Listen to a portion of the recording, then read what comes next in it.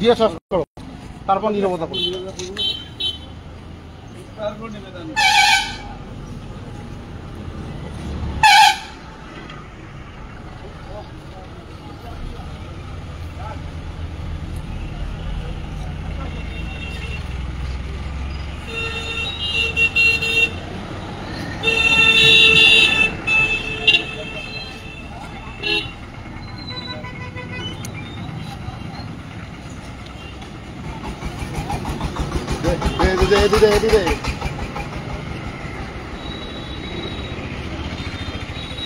আজ 23শে ভাদ্র ঠাকুর পঞ্চানন বর্মার 50তম তিরোধান দিবসে গোলকগঞ্জ মাও ভান্ডানী পূজা কমিটির উদ্যোগে আমার আজকের এই রায় সাহেব ঠাকুর পঞ্চানন তিরোধান দিবস উপলক্ষে আমার সামনে 2-4 কথা কবেন তুফানগঞ্জ কলেজের অধ্যাপক মানে তাপস বর্মন।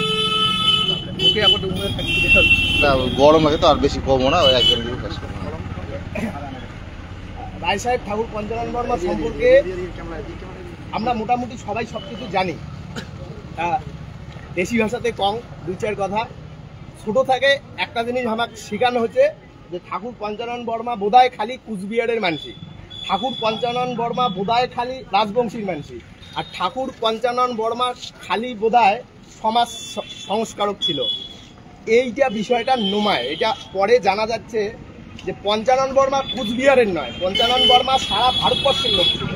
যখন প্রথম বিশ্বযুদ্ধ হয়, প্রথম বিশ্বযুদ্ধের সময় ব্রিটিশরা যখন ভারতের তৎকালীন কংগ্রেস নেতাদেরকে বলে যে আপনারা যদি সমর্থন করেন তাহলে যুদ্ধে পরে আমরা ভারতকে স্বায়ত্তশাসন দেব, ওই সময় যে রেজিমেন্ট তৈরি হয়, কাজী নজরুল ইসলাম সৈন্য হয়ে গেছিল, এখানকার যে রেজিমেন্ট রাজবংশী ক্ষত্রিয়দের যে রেজিমেন্ট হওয়া উচিত, এই কথা তখন পঞ্চানন বর্মা কয় এবং পঞ্চানন বর্মা রেজিমেন্টে অংশগ্রহণ করে।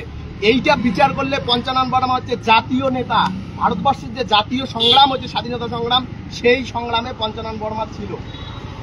30-এর আগে যখন সরকারের সঙ্গে ভোট, ব্রিটিশ সরকারের আমলে নির্বাচনে যাওয়া হবে কি হবে না, এই প্রশ্নে কংগ্রেস আর চিত্তরঞ্জন দাসের পার্টি, এই স্বরাজ পার্টির যখন বিরোধিতা হয়, তখন পঞ্চানন বর্মার সঙ্গে দেখা করা হয় যে পঞ্চানন বর্মা যেন স্বরাজ পার্টি হয়ে টিকিটে দাঁড়ায়।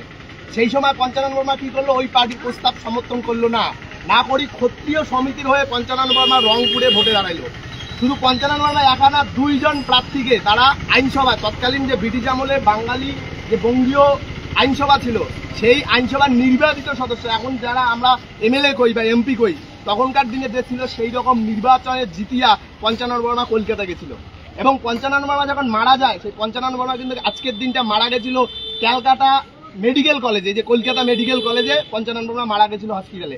পঞ্চানন বর্মা যখন মারা যায় তখন তার সবথেকে বড় পরিচয়, পঞ্চানন বর্মা তখন বঙ্গীয় প্রাদেশিক আইনসভা যে প্রভিশনাল লিজিসলেটিভ অ্যাসেম্বলি ছিল, সেই অ্যাসেম্বলির একজন নির্বাচিত মেম্বার।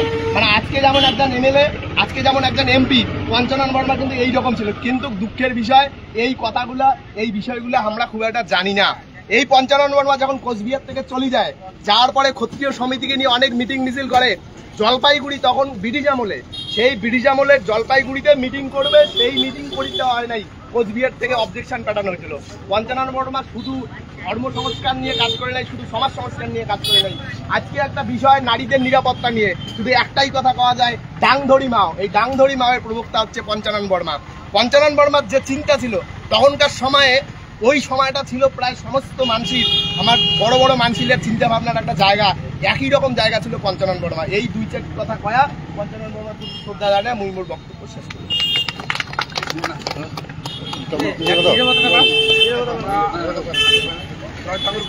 আমরা 1 মিনিট নিরবতা ফলো করি।